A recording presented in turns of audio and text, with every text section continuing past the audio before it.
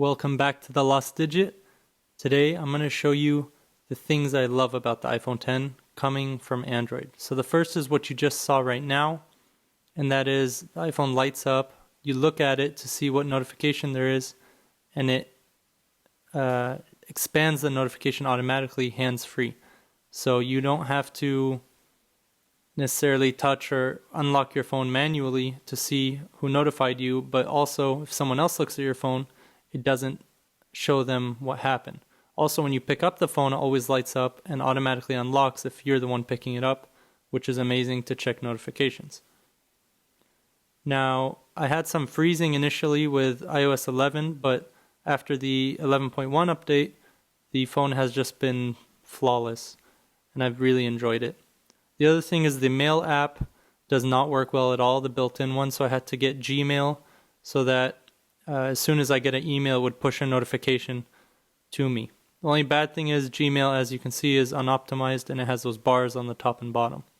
Another cool thing is if you're on Bluetooth and you enter the multitasking tray, it shows you what's connected on the bottom. So here it was Spotify and our rental car. So that was nice to see so that you don't play your music somewhere else, by accident, or if you watch a video. The next thing that I really like is the multitasking. So the multitasking allows you to just swipe your finger across the bottom. It works a lot better with your thumb. But if you just swipe your finger across the bottom, you can switch between apps really fast. And then something I want to show you is that when you're on an app for a few seconds, so here I'm switching. If you stay on an app, for instance, and it wasn't the first one, you wait a few seconds, then it becomes the rightmost app. So if you're using an app at all, then you have to swipe from the left to the right to get to the previous app. So it's really nice to switch back and forth, but then also switch and stay. The other thing I noticed, which was interesting, is that I could not keep the battery percentage on, and that's because there's limited space on top. So the only option to see the battery percentage on the iPhone X is by bringing down the control center. So it's not a big deal for me, but it's one added step to see the percentage.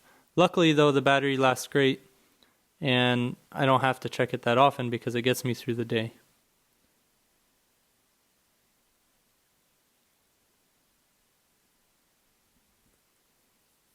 The next thing is the screenshot, and to screenshot you have to press the power plus volume up briefly, and then as soon as you do that, it shows that little screenshot widget on the bottom left, and if you click it, it's similar to a Galaxy Note. You can, write and edit the photo before sharing it, which was pretty cool. Now to get to the power down menu, you have to hold those two, as you saw here. And lastly, if you just hold the power button, which is how you used to turn it off, now that brings up Siri. And if you double tap the power button, that brings up Apple Pay. So there's a lot of little gestures and things you have to remember, but as soon as you do, you get used to it. And it runs pretty well.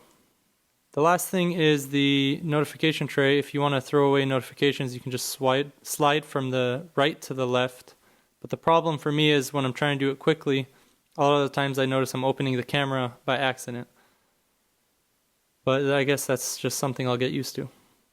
So that was a mouthful. Thanks for listening. And I just want to say, coming from Android, I am impressed with the iPhone X so far.